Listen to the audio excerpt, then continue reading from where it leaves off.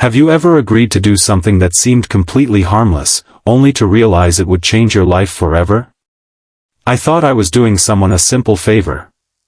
One weekend pretending to be someone's boyfriend. A few smiles, a few family photos, and then we'd both go back to our normal lives.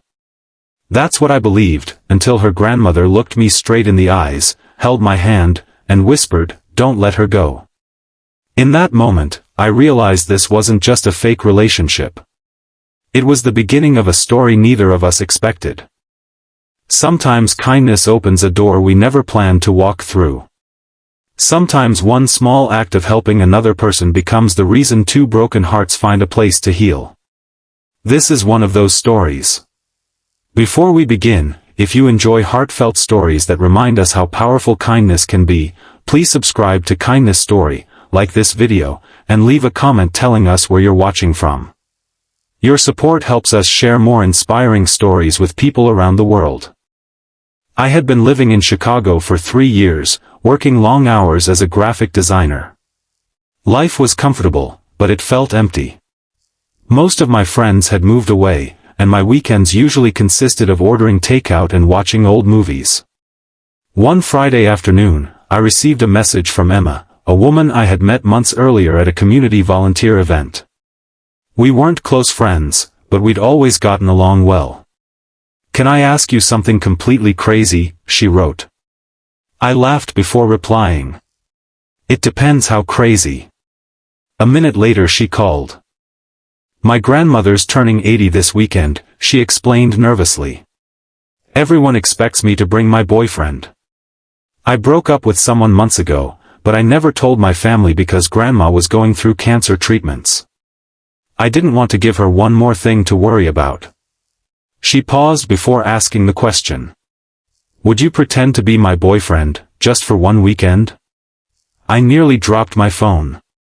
Every sensible part of me wanted to say no. But then she quietly added, "I know it's a huge favor.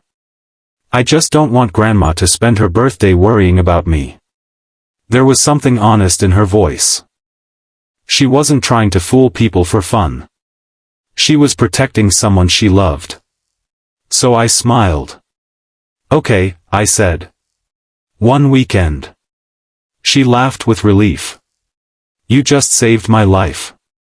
The next morning we drove to her family's small hometown in Wisconsin. On the way she taught me everyone's names, favorite hobbies, and how we supposedly met at a charity fundraiser. "If anyone asks," she laughed, "you fell in love because I spilled coffee on your jacket. I hope your family doesn't ask too many questions." She smiled. "They definitely will."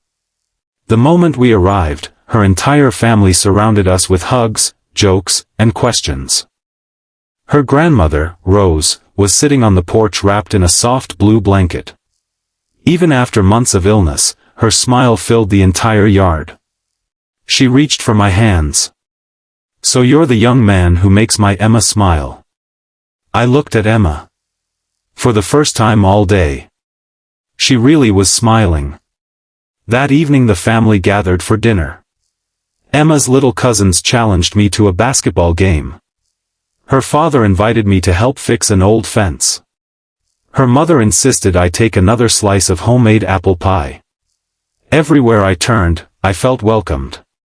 Not because I had earned it, but because they believed I belonged. Late that night I found Rose sitting alone on the porch watching the stars. I carried 2 cups of tea outside. She smiled. Kind young men are rare these days. We talked for almost an hour. She told me stories about growing up, raising children, losing her husband, and surviving hardships that seemed impossible. Then she said something I'll never forget. Kindness isn't measured by how much money you give.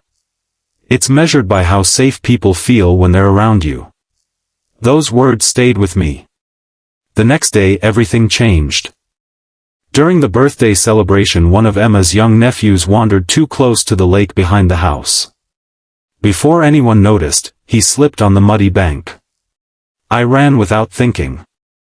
The water wasn't deep, but it was cold and slippery. I reached him just as he began crying and carried him safely back. His mother hugged her son while everyone thanked me. But honestly, anyone would have done the same. That evening Rose asked me to help her walk inside. As we moved slowly through the hallway, she stopped beside an old family photograph. "I've watched Emma hide her loneliness for a long time," she whispered. Then she looked directly into my eyes. "Don't let her go." I stood frozen. I wanted to explain that everything was pretend. That Monday we'd return to our separate lives. But before I could speak, she gently squeezed my hand. "I know real kindness when I see it." She smiled as though she already understood everything. That night I couldn't sleep. I kept replaying the weekend in my mind. Emma laughing with her cousins.